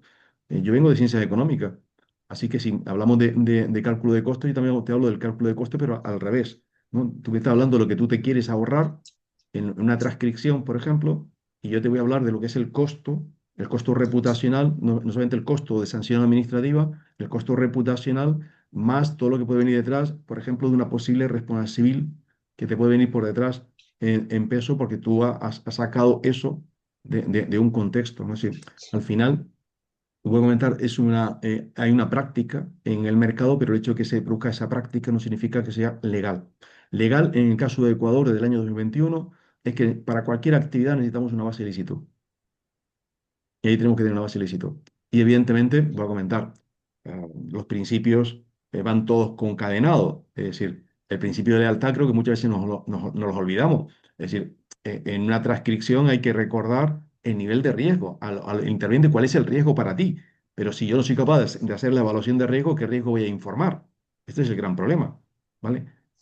Y muchas veces estamos pensando en la parte de la bondad. Solamente vemos la bondad del uso de la herramienta, pero no vemos la parte oscura del uso de la herramienta. Entonces, lo único que pido es conocimiento y conciencia del marco legal. Entonces, esto yo creo que es importante porque estamos en una práctica muy extendida de un uso y un abuso de las tecnologías. Listo. Le haría la última pregunta que igual está en el chat, profe, que es de Filián Marcelo. Nos dice, estimado Leocadio, ¿se podría empezar a usar IA en las instituciones públicas o aún es muy temprano? ¿Es suficiente las políticas de seguridad de la información y la implementación del eje SI junto a la implementación de protección de datos personales o se necesita aún más? Am, no es un tema de usar sí o no, es de hacerlo con responsabilidad. La inteligencia artificial está para usar. No toda, pero para usar la que se pueda usar, pero siempre con gobierno. O sea, siempre hay que generar, digamos, el concepto del GRC. Es evidente que cuando ahí habla Marcelo, en este caso de seguridad de la información, habla del esquema, el esquema general de seguridad de la información que es obligatorio para las administraciones públicas ecuatorianas.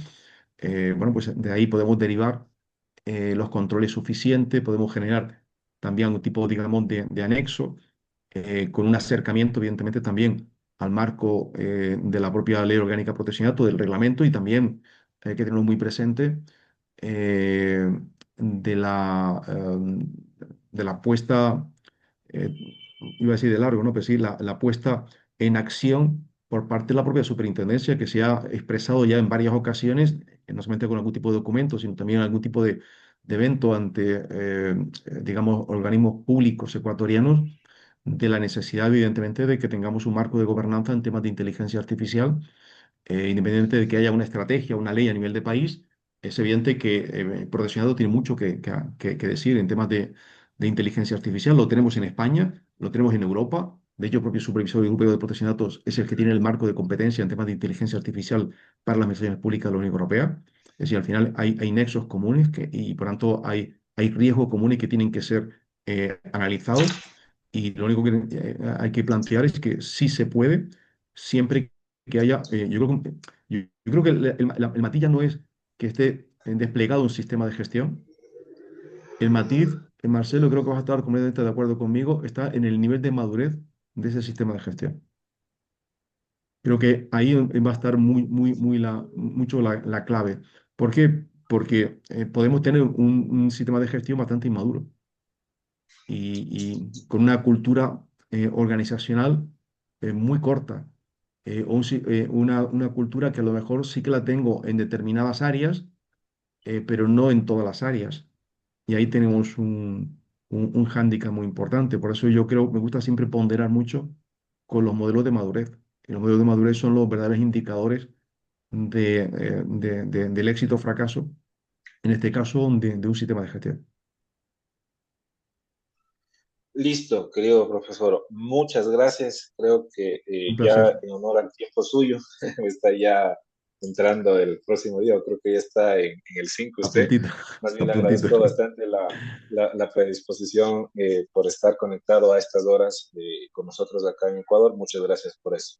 Yo Un en realidad placer. tendría para hacerme un montón de preguntas, sin embargo, me reservo en algún momento, le preguntaré, pero lo que me queda claro de lo que escuché es que en el tema de la actividad profesional de los abogados, sí o sí nosotros debemos comenzar a generar un tema de control de los datos que manejamos de nuestro cliente, porque es bastante importante. Y le comento, es algo que creería yo que por lo menos aquí en el Ecuador, y creería que a nivel general latinoamericano, el 80 o el 90% de los profesionales del derecho no se preocupan por eso, ¿no? Entonces, lo que usted nos acaba de decir en este momento son cuestiones bastante interesantes que nos ponen ya en este tema y pues más seguro que sí, que en algún otro momento les llamamos para poder ir concretando todos estos temas porque en realidad no es un tema, como decía al inicio, en boga ni de moda, sino que es más bien una necesidad, o sea, convertido ya en una necesidad bastante diferente. Yo le agradezco mucho, Leocadio, por estar aquí y nuevamente agradeciéndole bastante este desfaz de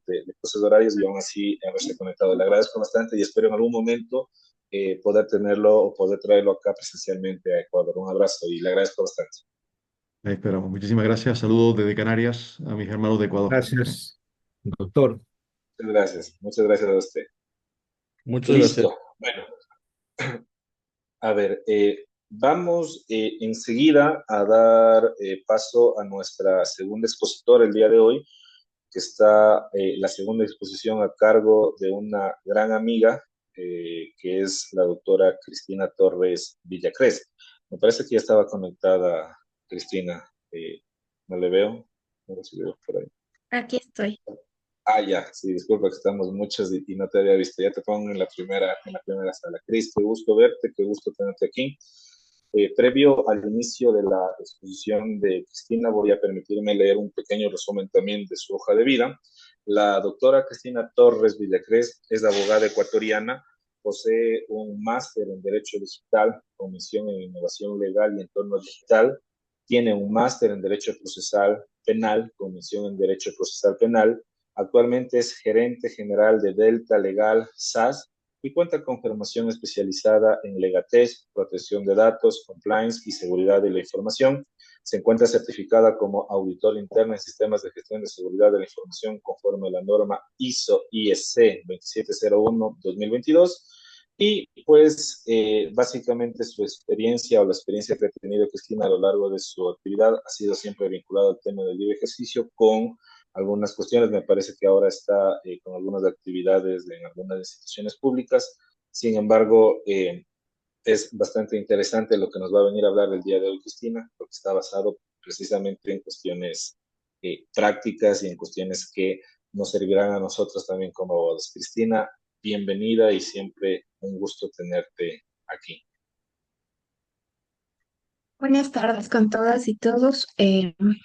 Gracias por la invitación, Jaime. Quisiera que me indiquen si se está compartiendo mi pantalla únicamente. Sí, sí, Sí. se escucha Sí, muy nítido. perfecto. Todo bien. Muchas gracias. Bueno, hoy les voy a hablar de la inteligencia artificial en el ejercicio profesional del derecho, los retos jurídicos, los límites normativos y sobre todo la responsabilidad que nosotros como abogados tenemos. Eh, Quiero empezar indicando que la inteligencia artificial no es el mayor riesgo para el derecho, sino más bien el verdadero riesgo es que el abogado que renuncia a pensar y se escuda en la tecnología. Esta ponencia obviamente no pretende oponerse al uso de la inteligencia artificial, sino más bien poner los límites jurídicos claros a la utilización en el ejercicio profesional del derecho para quien ejerce, porque quien ejerce el derecho sigue siendo el abogado, no el algoritmo. Vamos. La inteligencia artificial y el derecho como punto de partida. Primero debemos tener en claro que la inteligencia artificial surge como una respuesta a una necesidad del mundo contemporáneo, procesar grandes volúmenes de información de forma rápida y no nace para reemplazar profesiones, sino para automatizar tareas.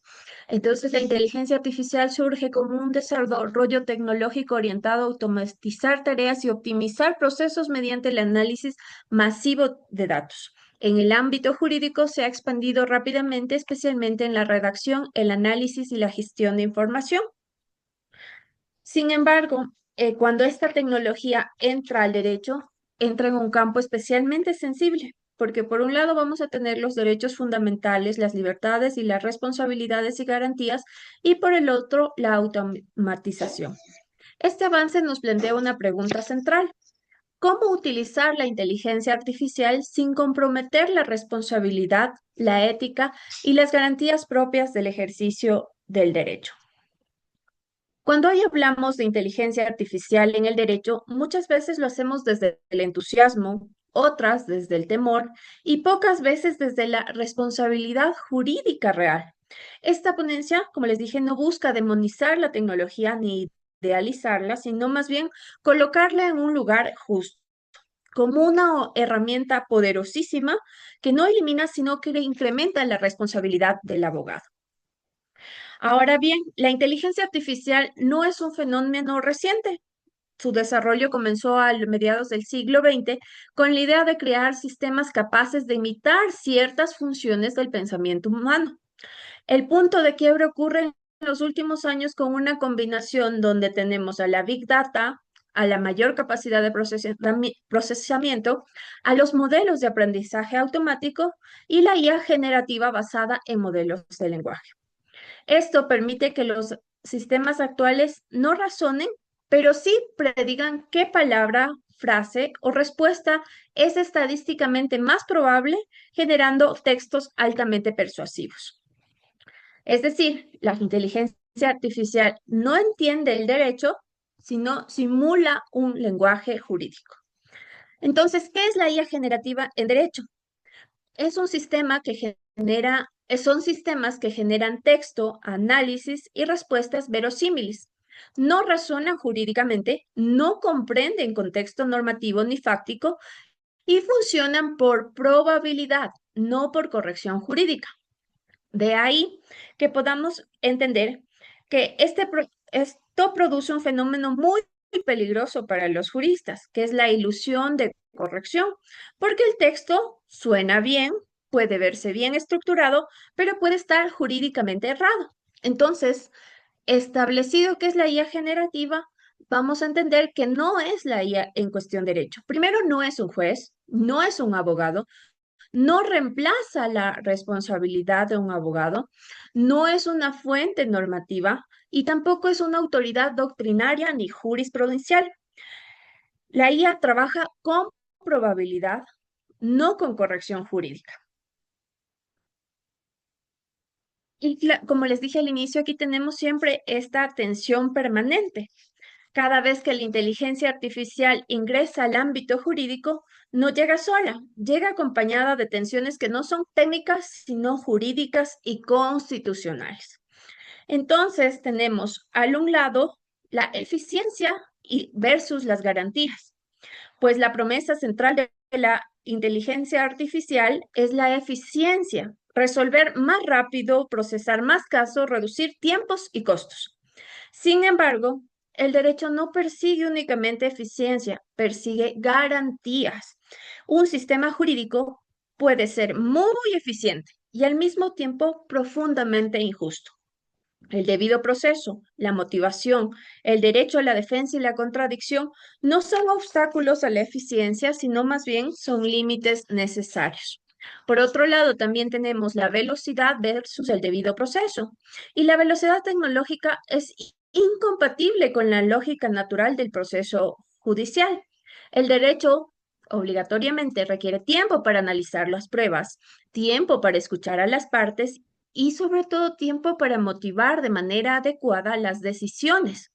Una justicia demasiado rápida corre el riesgo de dejar de ser justicia.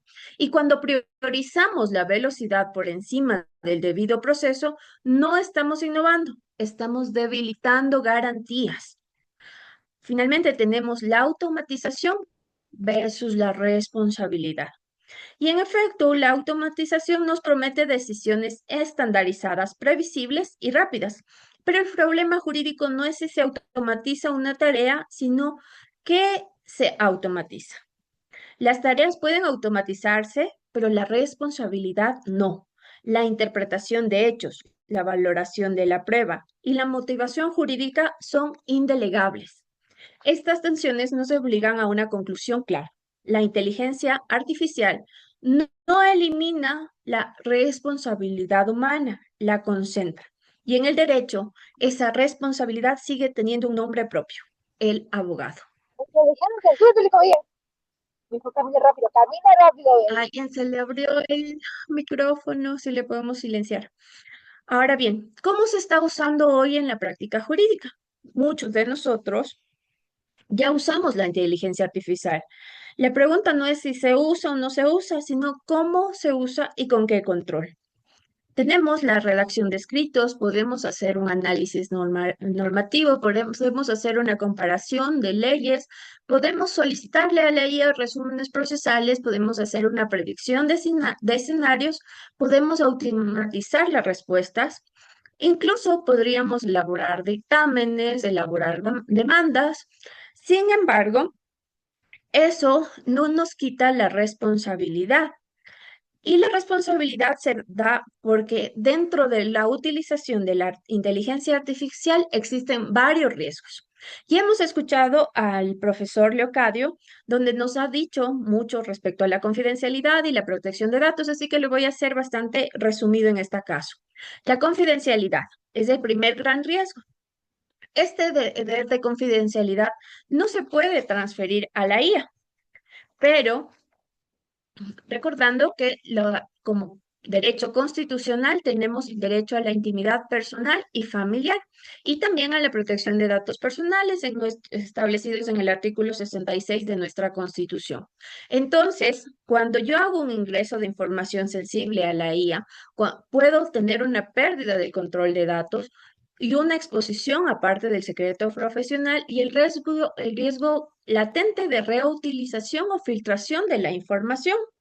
El deber de confidencialidad es personalísimo, no se delega, no se comparte y no se suspende por comodidad tecnológica. Por ejemplo, ¿qué pasa si yo ingreso historias clínicas, estrategia de defensas, testimonios, borradores penales, que no son en efecto textos de prueba, pero que la plataforma puede filtrar esa información porque desconoce o no tienen claro, o nosotros más bien desconocemos las políticas de tratamiento de datos que manejan la inteligencia artificial? Recordemos que la inteligencia artificial se alimenta de todo lo que encuentra en la red en general, aparte de lo que van integrando los desarrolladores en sí. Entonces, obviamente, esta información es fácil de filtrar. Pero, ¿qué nos dice la ley respecto a esto? Tenemos que entender que primero el artículo 335 del Código Orgánico de la Función Judicial nos tiene prohibido a nosotros como abogados el revelar el secreto de nuestros patrocinados, sus documentos o instrucciones. El momento que nosotros hacemos uso de la inteligencia artificial y cargamos la partida de matrimonio de un cliente para elaborar una demanda, ingresamos posiblemente, escaneamos un proceso penal y lo subimos a la IA, ese momento estamos violando esta prohibición expresa que tenemos en la ley nosotros como abogados. Y obviamente eso tiene y puede tener problemas legales contra nosotros por un indebido, una manera indebida de ejercer nuestro patrocinio. Hay que considerar también que hay una norma específica, sobre todo en materia penal, y en el artículo 472 y en el 584, el Código Orgánico Integral Penal prohíbe que circule libremente la información generada por la Fiscalía dentro de una investigación previa y también que nos dice que solamente quienes somos parte dentro de una investigación fiscal o de un proceso de una investigación fiscal podemos acceder a esta información. Y nos dice que siempre se mantendrá en reserva. Entonces, la falta de regulación sobre ella no implica ausencia de responsabilidad, sino una obligación mayor de prudencia. Hoy la IA se usa, como les he dicho, para borradores de demandas, para contestaciones, para resúmenes procesales e investigación normativa rápida. Esto no es ilegal per se. El problema surge cuando se confía ciegamente en la respuesta, se omite la verificación, se sube información sensible o se delega el criterio jurídico. Como segundo riesgo es la protección de datos personales, que está amparada dentro del derecho a la protección de datos en el artículo 66 de nuestra Constitución, y el artículo 10 de la Ley Orgánica de Protección de Datos Personales nos dice claramente que los responsables tienen que cumplir con el principio de seguridad y tienen la obligación legal de proteger la información bajo su custodia. Nosotros, al momento que viene un cliente a nosotros a consultarnos un tema, nos dice su nombre, su apellido, nos cuenta su caso, en ese momento nosotros llegamos a ser los responsables del tratamiento de la información. Y obviamente va ligado al secreto profesional que tenemos cliente-abogado. Entonces, cuando ingresamos a la IA, podemos hacer que estos datos personales se traten sin control. Tampoco le estamos solicitando un consentimiento explícito a nuestro cliente para tratarlo de esta manera, es decir, para ingresar la información a la IA. Muchos proveedores tecnológicos no nos dicen las letritas pequeñitas que casi nunca leemos, pese a que somos abogados, donde nos dice cómo se va a manejar la información, y hay una transferencia internacional implícita, es decir, que existe un riesgo y que para hacer esta transferencia tampoco tenemos el consentimiento informado de nuestros clientes. El tercer riesgo es el error jurídico. Puede que la inteligencia artificial ayude muchísimo, pero generalmente se ha encontrado que existe, que si le pides algo te da primero normativa inexistente, se inventa jurisprudencia, aparte te da un análisis muy persuasivo, pero incorrecto, y hay mucha falta de actualización normativa. Muchas de las veces, como utiliza un buscador para ir generando su respuesta, nos puede lanzar normas que ya se caducaron, y puede citarnos el Código Penal, puede citarnos el Código de Procedimiento Civil que se extinguió en el 2014. Entonces, si bien la IA suena muy correcta, no garantiza exactitud. Y el mayor peligro no es el error evidente, sino el error elegante. Les voy a contar el caso Mata versus Avianca. Este caso es en Estados Unidos. Dos abogados fueron sancionados por presentar jurisprudencia inexistente generada por IA. Entonces, el juez obviamente le sancionó. El juez federal del distrito P. Kevin Castle en Manhattan ordenó a los abogados Steven Schwartz, Peter Loduca y su firma de abogados Lewidon y Overman a pagar una multa total de $5,000. Y el juez en este caso específico determinó que los abogados actuaron de mala fe e hicieron actos de evasión consciente y declaraciones falsas y engañosas ante el tribunal. ¿Esto por qué? Porque no verificaron. Entonces, el juez impuso una sanción, como les digo, por actos de mala fe, pero el juez no rechazó que fue la herramienta, porque la respuesta que estos abogados fue como: disculpe, yo usé ChatGPT para elaborar el argumento. Y el juez le dijo: ok, usted puede utilizar ChatGPT, usted puede utilizar Gemini, cualquier eh, inteligencia artificial que prefiera, pero usted tiene la obligación de verificar. Entonces, nuestra regla práctica en este caso es nunca firmar sin verificar en fuente oficial. Entonces, ¿qué tenemos? Que dentro de este tercer riesgo, el error jurídico que puede cometer, es nuestra responsabilidad como abogados verificar la información que me está lanzando ChatGPT o cualquier otra inteligencia artificial que utilicemos, y buscar. Si me dice, sí, la sentencia de la Corte Constitucional 17-20-25 te dice tal cosa, voy al buscador y pongo buscar esa sentencia y verifico que en efecto esa sentencia me esté diciendo lo que ChatGPT me ha propuesto como demanda o como alegato dentro de un caso que le he presentado. Eso respecto al tercer riesgo. Ahora, como cuarto riesgo tenemos la delegación indebida. Y esa delegación constituye en sustituir el razonamiento jurídico humano a la inteligencia artificial. ¿Para qué? Para automatizar decisiones. Y de esta manera se pierde un análisis contextual. Porque yo le puedo decir a cualquier inteligencia artificial que necesito elaborar quizá una sentencia, ¿no? Y en la sentencia me dice, y le propongo el caso de manera general, le digo, sí, a mi cliente le están imputando de haber cometido un delito de asesinato, tal día estaba en tal lugar y en tal, y le puedo incluso ir cargando de las pruebas o de los elementos probatorios y me va a decir, sí, sí, es cierto, tu cliente es inocente y deberías presentar y deberías decir esto y por esto. Ahora, esa delegación indebida es el peor error que nosotros como abogados podemos hacer, porque ¿quién es el responsable de analizar? Nosotros. Recordemos, la inteligencia artificial es únicamente algoritmos que usan información existente, sea en Internet, existente generalmente en Internet, ¿no? Y en base a eso crea una idea de lo que debe darse como respuesta. Entonces, es algo bastante, hasta cierto punto es lógico, porque es lógico estadísticamente, pero nada sustituye a un razonamiento jurídico humano que nosotros como profesionales podemos hacerlo porque estamos capacitados para ello.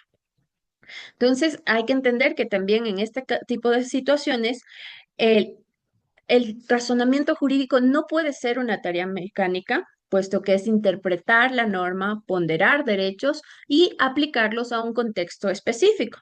La motivación tampoco puede ser tercerizada, pues el abogado no puede convertirse en operador pasivo de la tecnología. Y delegar ese criterio jurídico que nos corresponde a nosotros como abogados es abdicar de la profesión. Entonces, cuando el abogado deja de pensar, deja de ejercer derecho. Aquí tenemos un caso bastante interesante. La Corte Constitucional en Colombia emitió la sentencia T323-24, en el cual una persona presentó una acción, sería más o menos como una acción extraordinaria de protección para nosotros, en el cual indica que los jueces de segunda instancia, al usar ChatGPT para emitir su sentencia, violentaron el debido proceso. Y básicamente dice que la parte actora señala que ChatGPT, por estandarizar los procesos, omite y no permite la motivación o no hace una motivación adecuada. Entonces, si bien, y es como súper interesante esta sentencia porque la Corte Constitucional no prohíbe el uso de la IA, pero impone condiciones estrictas, por ejemplo, el control humano, la transparencia y el respeto al debido proceso. Y les dice, bueno, señores jueces, señores ayudantes judiciales, todas las personas que están en el sistema judicial pueden utilizar el ChatGPT o cualquier otra inteligencia artificial, pero deben respetar el debido proceso, deben respetar los derechos constitucionales de las personas, deben tener siempre, debe manejarse el control de cada uno de los análisis que hacen las inteligencias artificiales, debe ser controlado por el funcionario público. Y es así que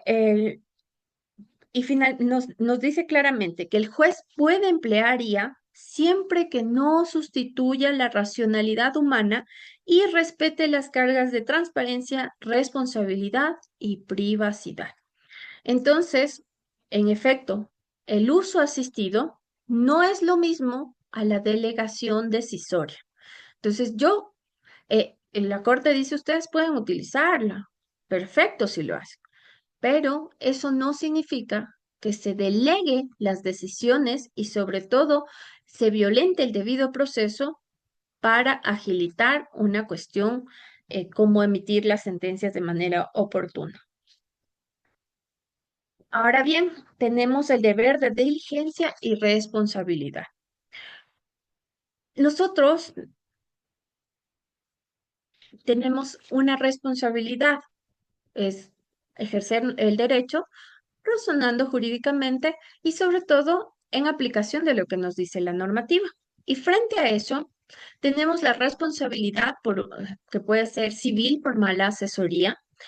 Podemos enfrentarnos a una responsabilidad disciplinaria ante el foro del foro de abogados podemos tener responsabilidad ética, pues no existe eximente por uso de la IA. La IA no responde ante clientes, no responde ante jueces y no responde ante órganos disciplinarios, porque la IA no es un sujeto de responsabilidad, no comparece a audiencias, no recibe sanciones, pero quien firma responde. Entonces, ¿quién tiene la responsabilidad? Siempre seremos nosotros como abogados. ¿Cuándo sí usar IA como abogado? Podemos usar para organizar la información, para elaborar borradores iniciales siempre y cuando omitamos información personal de nuestros clientes, cuando podamos hacer tareas mecánicas, como señalar casillero judicial, por ejemplo, como un escrito simple donde digo notificaciones que me corresponden, las recibiré en el casillero tal y hasta ahí todo bien. Mientras no involucre información personal sin autorización incluso de nuestros clientes. Como apoyo, nunca para una decisión final, lo decía Leo, nosotros podemos buscar información, le podemos pedir a la IA que nos ayude a redactar de mejor manera un escrito, que nos busque normativa y jurisprudencia necesaria para aplicarla a un caso, todo eso lo podemos hacer.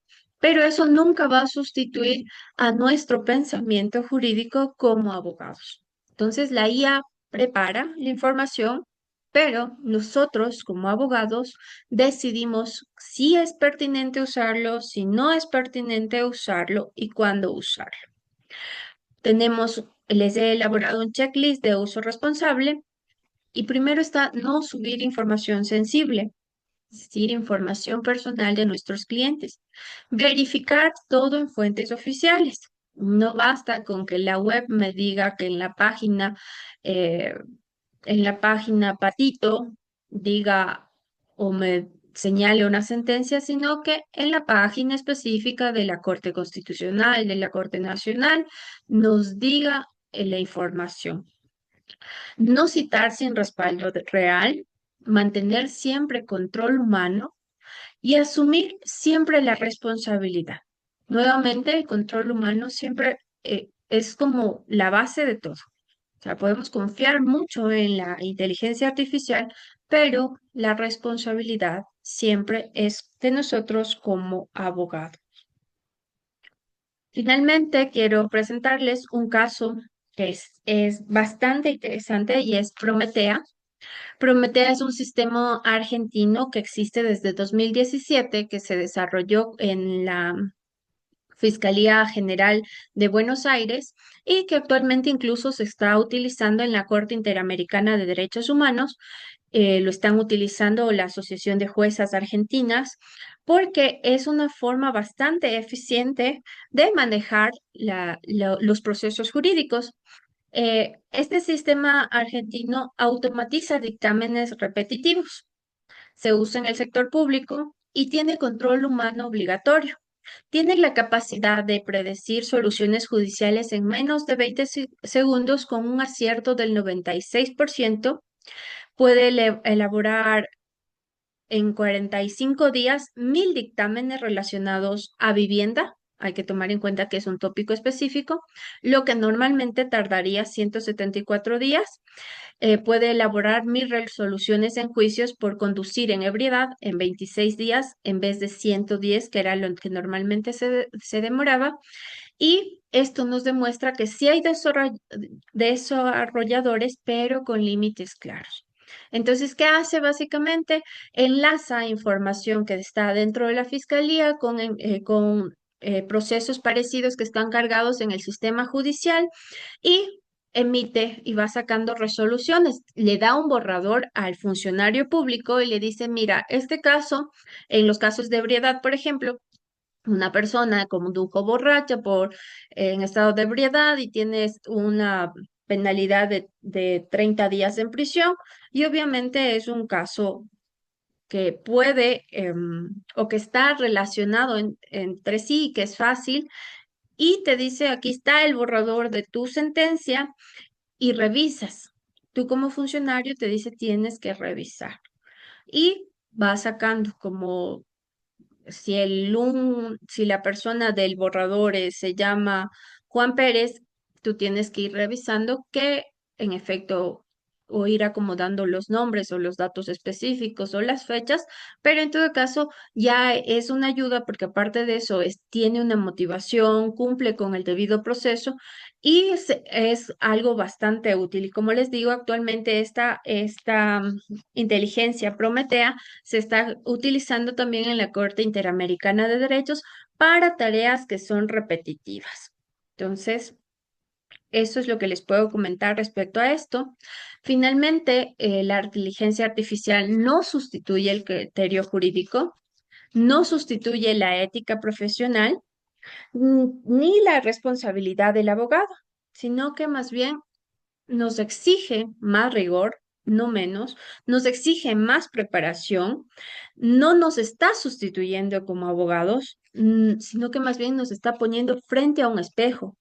O ejercemos el derecho con mayor rigor o diluimos nuestra responsabilidad tras una pantalla.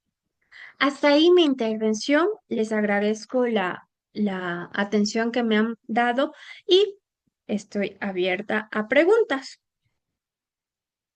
Muchas gracias, mi querida Cris. Bastante interesante lo que nos acabas de decir.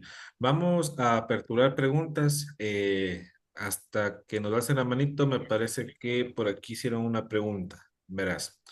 Byron Pérez nos pregunta, ¿cómo saber si un juez utilizó IA en una sentencia?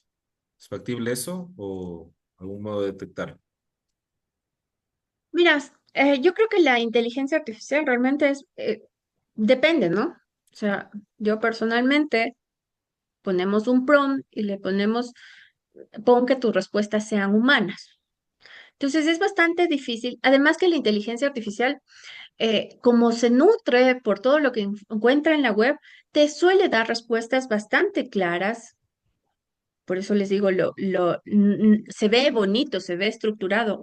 Es ahí la necesidad que tienes de verificar si en efecto está o no eh, acorde a la realidad. Entonces, yo creo que no se puede saber a ciencia cierta si un juez utiliza inteligencia artificial o no, pero tampoco hay una norma que le prohíba al juez a utilizarla. Ecuador estamos como un poquito retrasados y tampoco tenemos una normativa de cómo sí aplicar la inteligencia artificial en el ámbito judicial. Listo, muchas gracias, Cris. A ver, Juan José tiene la mano alzada. ¿Cómo estás, Juan José? Buenas noches. Buenas noches, doctor. Buenas noches, doctora Cristina. Verá, tengo una pregunta, o más bien es una duda en realidad. Dentro de su exposición nos manifestaba que en realidad pues el Ecuador tiene es un poquito atrasado dentro de este tema, ¿no? Y mi pregunta en realidad va dirigida hasta qué punto la responsabilidad nosotros como futuros abogados o como futuros funcionarios eh, públicos, ¿hasta qué grado la responsabilidad de cada uno vendría a ser afectada en nuestras decisiones? Si damos una sentencia en la cual afecta a alguien, ¿no?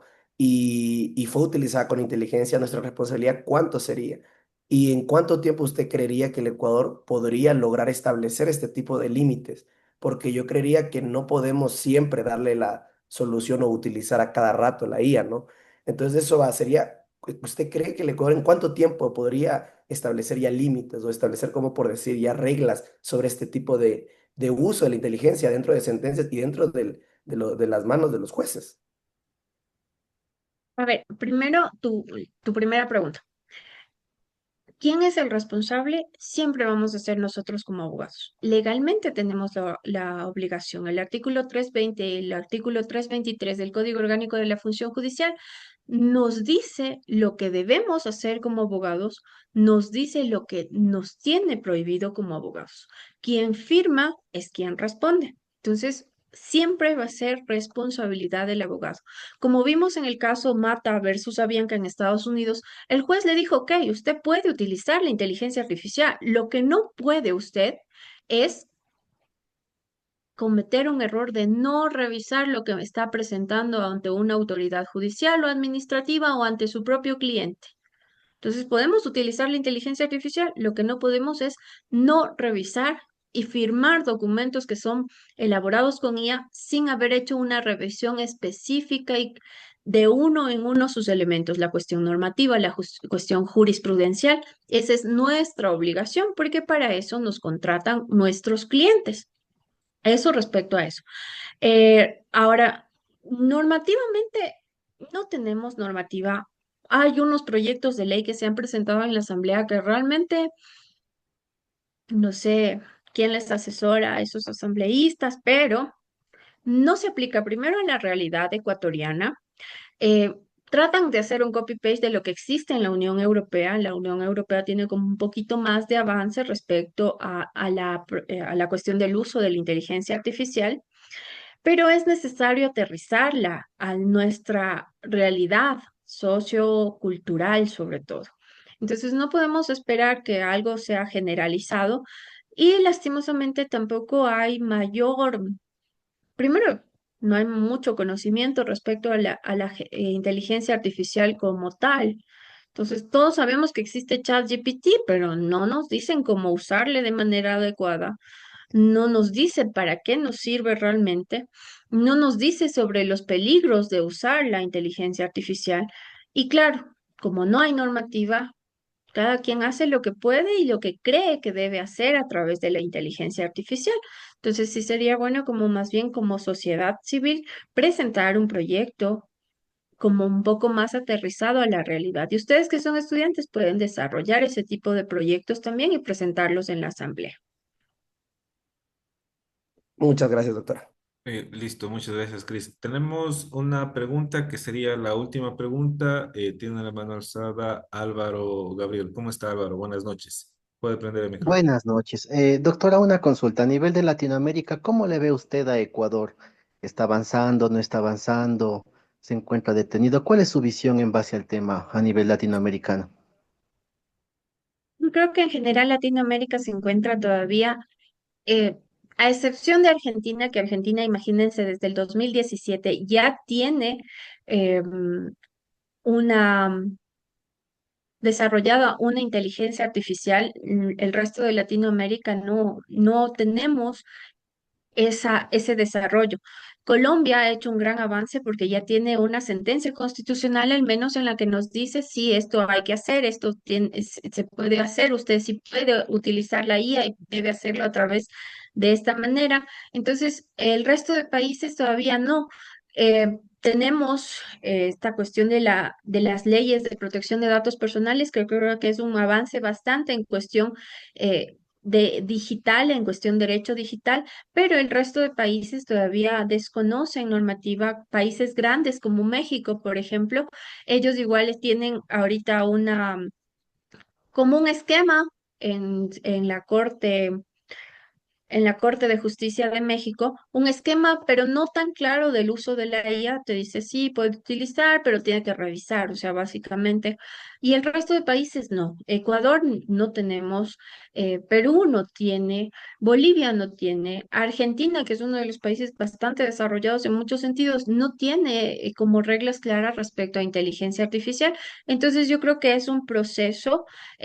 La Unión Europea obviamente está mucho más avanzado. Ellos históricamente, nosotros como países subdesarrollados, estamos en ese camino a implementar muchas situaciones y hay que considerar que también la inteligencia artificial va ligada al acceso al Internet.